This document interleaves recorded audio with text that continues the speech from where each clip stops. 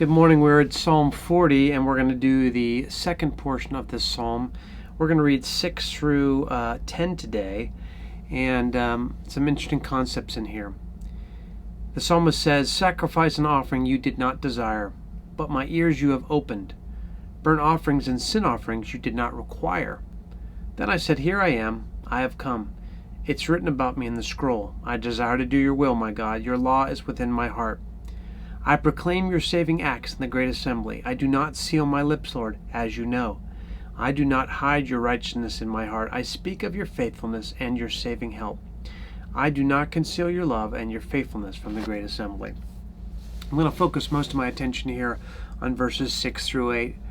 I like the juxtaposition here, and you actually hear it all through the Old Testament, and then it's picked up again in the New.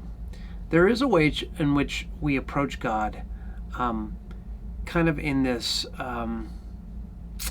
what is required of me, I will fulfill those duties and obligations, hopefully so that God blesses me and does not punish me, and I can get on well in this world. That's one way of thinking.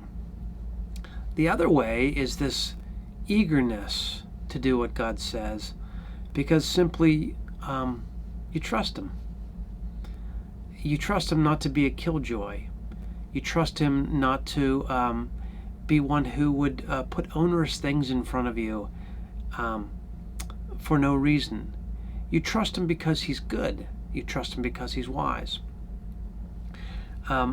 So the psalmist says here, "Sacrifice and offering you did not desire, burnt offerings and sin offerings you did not require." Well, in some ways they were required, right, by the law.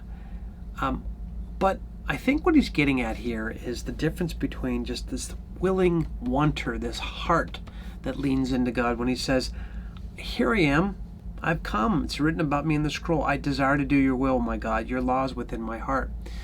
It's this idea, the joy that we might have in trusting and obeying God when from our hearts we're just glad that God has shown us really ways to live in which we can flourish, where we can find shalom, where we can find His blessing, where goodness comes, where goodness flows out of us like living water. It's, for me, I can still remember the day when there was a turn. The first 21 years of my life, if there was any characterization of the way I did religion, it was verse 6. Duty, obligation, oughts, right? What's required of me? The moment that I met Jesus, something switched on where everything was cast in a new light, and suddenly for the first time I wanted what Jesus wanted. There was an eagerness. Now obviously all of us go through highs and lows after that point, but I like reading this because it reminds me that God's really after my heart. First and foremost, before my service, before my obedience, He wants my heart.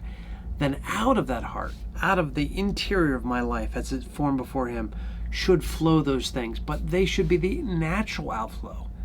Less of the duties of a Christian and more of the joy of my heart to follow Jesus into the world and try to do what's right.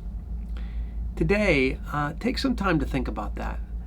Maybe invite Jesus to really warm your heart again in a new way so that you want what He wants, and joy is a result, so that you go out to this world as one of His followers with joy in your heart. Grace and peace to you. Have a great day.